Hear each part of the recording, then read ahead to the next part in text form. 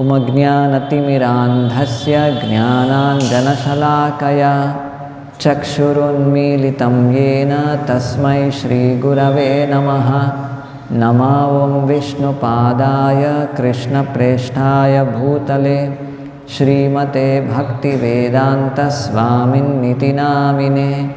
नमस्ते सारस्वते देवे गौरवाणी प्रचारिणे निर्विशेषा शून्यवादी पाश्चात्यदेशतारिणे। जय श्री कृष्ण चैतन्य प्रभो नित्यानंद श्री अद्वैत गदाधर श्रीवासादि गौरभक्तवृंद। हरे कृष्णा कृष्ण कृष्णा हरे हरे, हरे Ram Ram Ram Hare Hare. So here we find Lord Kapila explaining to his mother Devahuti about devotional service, how it has to be performed. Very strong statements are used here. Pure devotional service. 4 important points we can look here. Devotional service is practiced with, first thing is jnanena, with knowledge. Second, devotional service can be practiced with drishta tattvena, meaning with the vision of the absolute truth. Drishta tattvena, having proper vision of the absolute truth. Then vairagyena, not just vairagyena, vairagyena baliyasa or baliyasa vairagyena, with very strong renunciation. Baliyasa vairagyena. Then tapoyuktena yogena, yogena or the mystic yoga. How? Tapaha yuktena, which involves or involving austerities. By engagement in austerity and by mystic yoga. Tapaha yuktena yogena. So by doing all of these things, what is the platform we come to? Tivrena atma samadhina, in order to be firmly fixed in self absorption. Atma samadhi, being fixed in the self, in his original constitutional position. Not somehow, but tivrena, being firmly fixed. So if we have to be firmly fixed or nishtha in devotional service, so these are the things: jnanena, drishta tattvena, baliyasa vairagyena, tapaha yukta yogena. All of these things are required. So let us see one by one. The first thing is jnanena. Prabhupada tells in the purport, the first line itself, devotional service in Krishna consciousness cannot be performed blindly due to material emotion or mental concoction. We have seen many people telling, I am also devotee of Krishna, I also like Krishna, I also worship Krishna. If you make further inquiry, their answer would be, no, I had There was a Krishna temple near my home in my childhood. I used to go there regularly. So I love Krishna. Or it may be I had seen some Krishna movie or some Krishna serials in the television, and from then on I like Krishna. Or few may say, my ancestors, they come from Udupi or they come from Mathura, whatever. So I am connected with Krishna. Or maybe my parents, my father goes to Tirupati every year, so we are connected with Krishna. Different, whatever. So all of these, this is not, okay, all of these are very good, wonderful, as long as it helps us connect with Krishna through jnanena, with knowledge. So it should not remain in the same platform of some emotions or some mental concoctions. No. All of these things should be taken as some connecting point, and it should be started off from there to come to the highest levels, what we are seeing here. Jnanena, Drishtatattvena, Vairagyena, Tapo Yukta Yogena. All of these things are required. If we stop somewhere there, then not much benefit will be there. So this is one thing. So devotional service cannot be practiced just emotionally or through some mental concoction, but it needs to be done through knowledge, jnanena. Here we see, especially in devotees' case, some two extremes we can see. There are some categories of devotees who are too much inclined towards being scholarly, being too much related to, like maybe related to memorization, related to grammar, related to scholarly expertise in discoursing, varieties of things. So does devotional service require these things? No. There is another extreme, maybe quoting this verse from Bhagavatam, Vasudeve Bhagavati, Bhakti, Vasudeve Bhagavati, Bhakti Yoga Prayojitaha Janayati Ashu Vairagyam Jnanam Cha Yada Hetukam. So when we perform devotional service, the result will be Jnana and Vairagya. So anyhow, I'll perform devotional service. I'm not interested in reading, listening to lecture, all of these things. No, that also cannot be accepted, because it is the order of our spiritual master to read regularly his books. Nityam Bhagavata Sevaya, every day we have to listen. Of course, the understanding, realization, its application, it follows naturally in due course. We should identify the intention. Am I reading all these things to become a big scholar, Sanskrit Vedic scholar?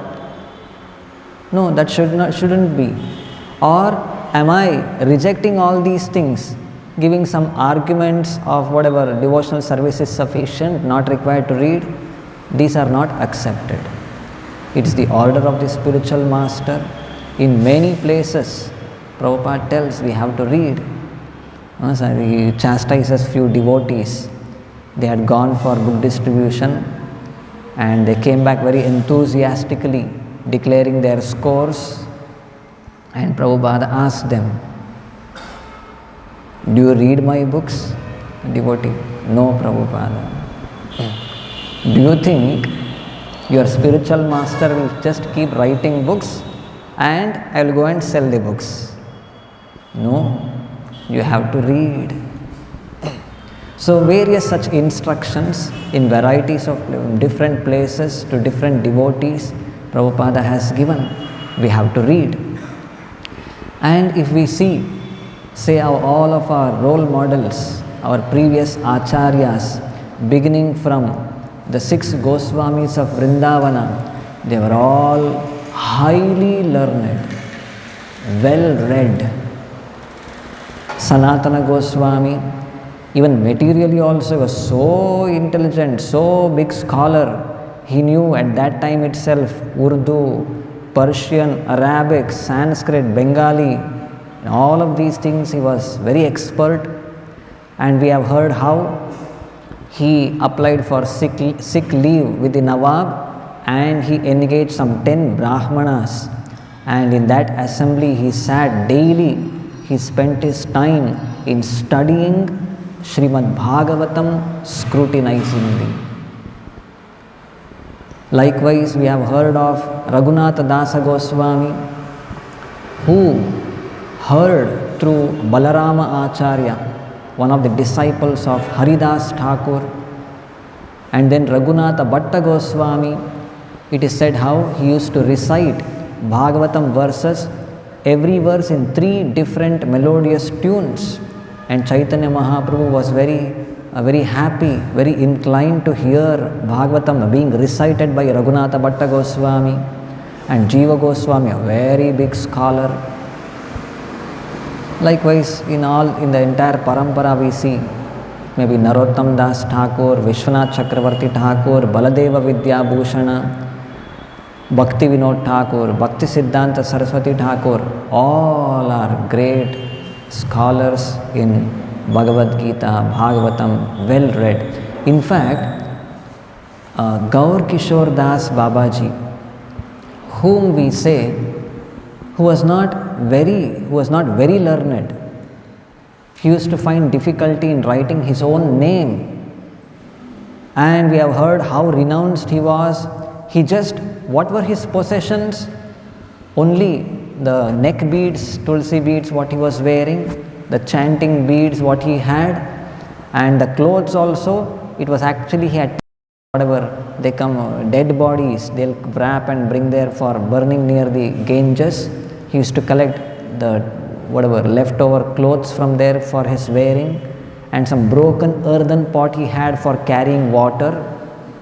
And along with these things, he had one more possession. What was that? He carried 2 books. 2 books of Narottam Das Thakur, Prema Bhakti Chandrika and Prarthana. See, what does it indicate? It means they were not against reading books or understanding philosophy. When Gaur Kishore Das Babaji, he was carrying and kept with him.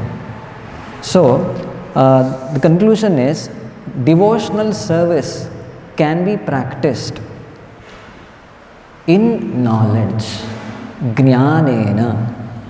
We should not be lazy, giving different reasons to go away from knowledge, understanding about the absolute truth. So how it happens? By regular hearing and reading. So this is one thing, jnanena. Then, in fact, we are celebrating we have this Gita Jayanti. In the last chapter, 18th chapter, in the concluding part, Krishna says, Adhyeshyate cha ya imam dharmyam samvadam avayoh jnana yagnena tenaham ishtahasyam iti me matihi. Translation: and I declare that he who studies this sacred conversation of ours worships me by his intelligence. Worshipping Krishna through one's intelligence by the reading of Bhagavad Gita. So this is about knowledge, devotional service to be performed in knowledge, jnanena. Then majority of the portion of the purport, Srila Prabhupada speaks about vairagyena baliyasa. with strong renunciation. How devotional service has to be performed? Baliyasa vairagyena, with very strong renunciation. Let us see few sentences in the purport. Result of such transcendental knowledge will be manifested by renunciation. Just before this, we heard about Jnanena. We should gain knowledge of the absolute truth. And does it stop there? No. The result of such transcendental knowledge will be manifested by renunciation. Do we find when we say a person is full of knowledge, a knowledgeable person, being very proud, being very much attached to money, property, home, family, and such things? No. Real knowledge manifests as in the form of renunciation. He'll not be attached to these things. In one of the 20 items of knowledge in the 13th chapter, what Krishna mentions, one thing he says, asaktir anabhisvangaha putradara grihadishu. Freedom from entanglement with children, wife, home and the rest.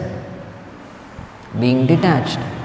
And then being detached, especially like we say, sarvopadi vinirmuktam, not being attached to some temporary designations, then designation, the facilities accompanied with that, none of these things.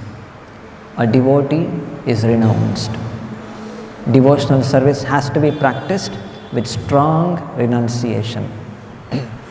Then Prabhupada continues to say that renunciation is not temporary or artificial, but is very strong.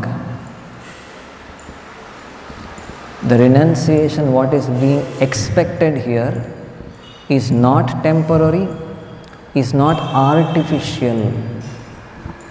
So if we try to analyze what is temporary renunciation,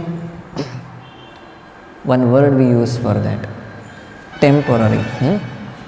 Yes, smashana vairagya. It happens usually in many people's case when one loses one's very close relative, a close associate, and they become very much bewildered. Oh, I have lost everything. And then the dead body is carried to the crematorium grounds. They cry. They're unable to control themselves. And after going there, burying the body, maybe burning or putting in the earth or whatever, after doing that, oh, everything is gone. Why should I, what is life here? Why should I live? All this money, material property, enjoyment, this is nothing. One day everyone, we have to go there. They express their renunciation in varieties of ways. But after they come back to their home, just within few days, their routine work starts. All of their regular activities, sense gratification activities, all kinds of money related matter, everything will continue as it is, or maybe in increased manner also. So this is smashana vairagya, temporary renunciation. There is one more thing, artificial renunciation. What is that? Markata vairagya. One more thing is falgu vairagya. Markata vairagya is monkey renunciation. Markata means monkey. A person may say, oh, monkeys, They are also highly renounced. They don't live at home in towns, they live in some forest near the trees. They don't wear anything. They eat only some fruits. Oh, hearing these things, no, this is not renunciation. But the kind of activities they involve in, the kind of mischief what they indulge in, if we see, those are not the symptoms of renunciation. So this is monkey renunciation or Markata Vairagya. And one more thing is Falgu Vairagya. Rupa Goswami speaks about this in Bhakti Rasamrita Sindhu. Prapanchikataya buddhya harisambandhi vastunaha mumukshubhi parityago vairagyam falgu katyate. This is money, this is material property, all of these things, gold, oh, these are all Maya. I won't touch this. I'll become completely detached. I'll not involve in any of these things. So this is Falgu Vairagya.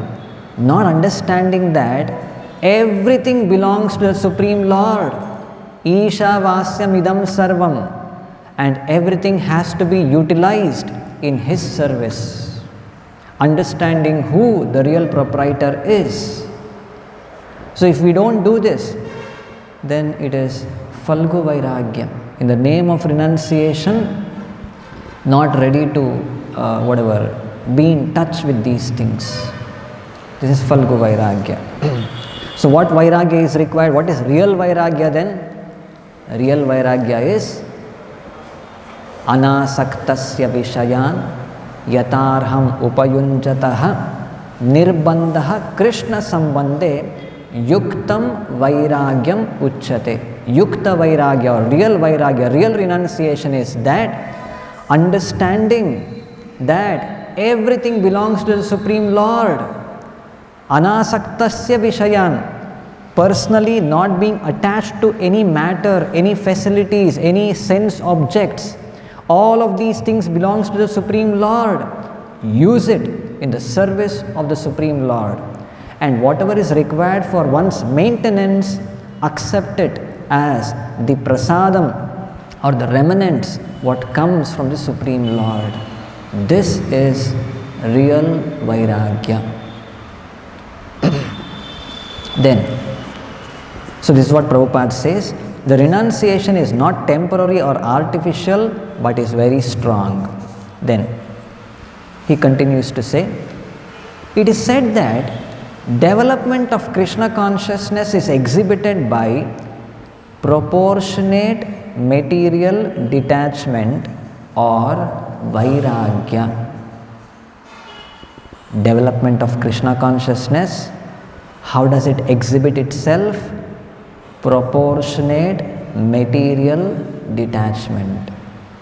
We are advancing slowly or quickly or gradually, whatever it may be, that will be exhibited how? In that devotee we can find renunciation, slowly or fast or gradually, to the proportion how devotional service is being performed. Intense devotional service will be exhibited by intense renunciation. Devotional service, maybe in the beginning stage, neophyte stage, means maybe we don't expect much detachment from that devotee. Then, if one does not separate himself from material enjoyment, it is to be understood that he is not advancing in Krishna consciousness. If he can't separate himself from material enjoyment, means he is not advancing. Too much attached to material enjoyment. More specifically, when it comes to the matter of regulative principles, breaking them, grossly involved in maybe intoxication, meat eating, illicit sex, gambling activities, means no, he has not at all advanced. Gradual advancement, it will be exhibited in detachment from these things. And gradually more still advancement, many other whatever sense gratificatory things, gradually he'll be detached from. Maybe initially starting with gross things and then subtle attachment for name, fame, reputation, such things. Even those things have to get away with. So if we are not advanced, then we can't expect these things. If we don't expect if we don't have renunciation, means it's an indication that we are not advanced. In fact, this entire sentence, it's actually maybe the meaning, what is conveyed in one of the verse in the 11th canto of Bhagavatam, wherein the Navayogendras, they give their teachings to Maharaja Nimi. So there we find how this proportion is established there. This is the verse. Bhaktihi pareshanubhavo viraktiranyatra cha. Okay, I'll read like this. Bhaktihi pareshanubhavo viraktir anyatra chaisha trika eka kalaha prapadyamanasya yatashnata syuhu tushtihi pushtihi kshudapayo anughasam. So this is what Prabhupada is speaking about. Bhaktihi para isha anubhavo. When there is this para isha or paresha referring to the Supreme Personality of Godhead, to the Supreme Lord, anubhavaha means direct perception. When a devotee starts experiencing in his life direct perception of the connection with the Lord through various his devotional activities, when this is done, what will happen? Viraktihi anyatracha. There is virakti or renunciation, detachment, anyatra. Anything not connected with the Lord, the devotee is no longer interested. Anyatra. Anything connected with the Lord, he is very much interested. Anyatra, no interest in that. Detachment. Then, very beautiful example is given here. Eshaha trikaha. Trikaha means three. The group of these three. Which three we'll be reading now? Esha trikaha ekakalaha. At once or simultaneously. Esha trikaha ekakalaha. For a person, these three things at once is manifest. For what kind of person? Prapadyamanasya. One who is surrendered. One who is surrendered to the Supreme Lord, engaged in devotional service to Him. For such a person, at once, these three things we can find in him. What are they?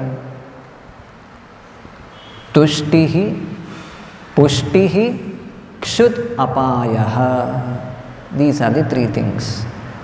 In fact, Srila Prabhupada in one of his many lectures, other places, he uses like Tushti, Pushti, Kshut Nivritti. That's also there.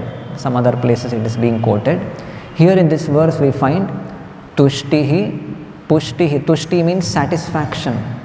Pushtihi, nourishment. Kshut Apayaha, eradication of hunger.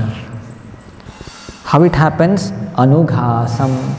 With every morsel he eats. There is a hungry person who has not eaten for days together. You give him a plate of food, some eatables.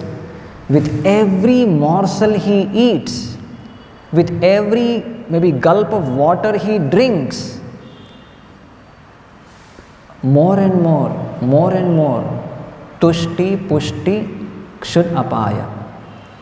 He feels satisfied, he feels nourished, and he feels cessation of hunger in the stomach, the burning sensation, it ceases. Likewise, in a devotee, if we are in that hungry condition, what is this hungry condition for a devotee? Not rendering devotional service. If he is not performing his devotional service, means he is in that, he is hungry, because originally we are all spirit soul, part and parcel of the Supreme Lord. Our constitutional position is to serve the Supreme Lord. This is how we derive happiness, Satchit Ananda we say. How it happens? By connecting with the Lord, by rendering devotional service.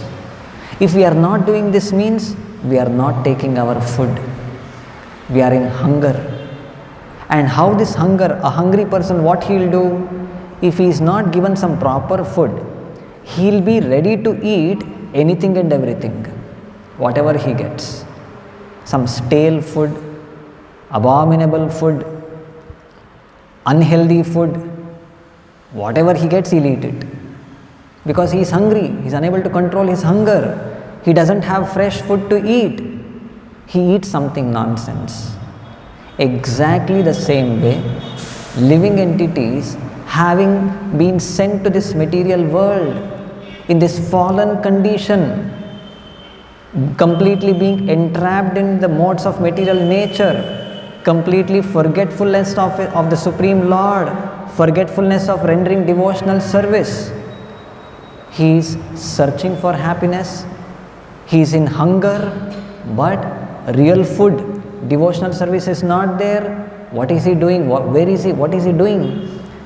Sense gratification, trying to satisfy his hunger. The Atma, the spirit soul, what it wants, he is trying to satisfy it through material sense gratification, going behind the objects for the material senses. He is thinking, I'll get happiness from here, happiness from there. He is going behind it because he is hungry, food is not given. But once he starts rendering devotional service, yes, there is tushti, satisfaction. Then pushti, nourishment, kshudapaya, cessation of hunger. See, in devotee's case, let us try to analyze more how this lack of tushti, how does it manifest? A devotee not rendering proper devotional service, he will not be satisfied. He will not be satisfied with maybe the service what is given. He will not be satisfied with the position what he is given. He will not be satisfied with the facilities what are given to him. Like that, he has objection for everything because he is not satisfied. But a devotee rendering pure devotional service, he is satisfied.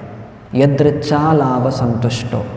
Whatever comes on its own accord, he accepts it as the mercy of the Lord. Even abominable condition, painful condition, and something which he may feel it is his due right, even if that is not given, the devotee, he is not dissatisfied. He is satisfied. Okay, maybe my past karma, whatever. Yadricha labha santushta. It has come on its own accord. Be satisfied with it. This is the symptom. That means he is tushti, satisfied. And then pushti, nourishment. If nourishment is not there, means what?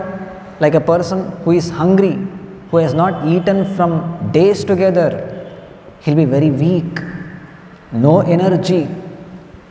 If someone little pushes, means he'll fall down. No energy to sit, stand or work, nothing. He'll just have to lie on the bed. That's what, like material hunger. Likewise, for a devotee, lack of enthusiasm, no interest, then not potent enough to to preach or whatever, rendering devotional service, no inclination towards these things, and not very strong. any little material allurements, he just gets carried away by that. That what does that show? No nourishment. So pushti, by performance of pure devotional service, the second thing what we can see is pushti. He'll become nourished. He'll be a very strong devotee. He'll be full of enthusiasm for devotional service. Preaching spirit will be there. All of these things we can see being manifest. Pushti. And kshud apayaha, kshud hunger. Because of that hunger only, usually we go behind gross sense gratification, and maybe gross level like devotees would have crossed, and then subtle things for name, fame, reputation, for all of these things, social ego, because he is hungry, he wants satisfaction, he wants whatever, all of these reputation, name and fame in material sense. But once he is performing pure devotional service, means he doesn't want any of these things. Name, fame, infamy, ninda, stuti, he is not at all interested in all of these things. He is just satisfied, he is fully nourished, and his hunger is mitigated. This is what we can find. With anughasam, with every morsel of food what he takes. It's not that the entire plate he should have eaten full meal, only then or this experience he'll undergo. No, it is said here, anughasam, with every morsel he takes. So devotees who have even begun the sadhana bhakti, little devotional, whatever we have performed, step by step, gradually, all of these, tushti, pushti, kshudapaya, we can experience in our own lives. So the highest is, whatever, as it was told, completely detached, completely renounced. I'll read the sentence again, what Prabhupada mentions. It is said that development of Krishna consciousness is exhibited by proportionate material detachment or vairagya. If one does not separate himself from material enjoyment, it is to be understood that he is not advancing in Krishna consciousness. The last one more point is about tapayuktena yogena. So Prabhupada's simple points he mentions here, not very high things. He mentions about following Ekadashi, doing fasting on Ekadashi, fasting on birthdays. Which birthday? Whose birthday? Krishna, Rama, Chaitanya Mahaprabhu. On their birthdays we need to fast. And of course in many other places not mentioned here, the austerity of getting up early in the morning, attending morning program, chanting our rounds and following the 4 regulative principles. These are the simple austerities which are given to us. So this is how we need to perform devotional service. Jnanena drishta tatvena vairagyena baliyasa tapoyuktena yogena tivrena atma samadhina. We'll conclude with this. Grantraj Srimad Bhagavatam ki, Srila Prabhupada ki.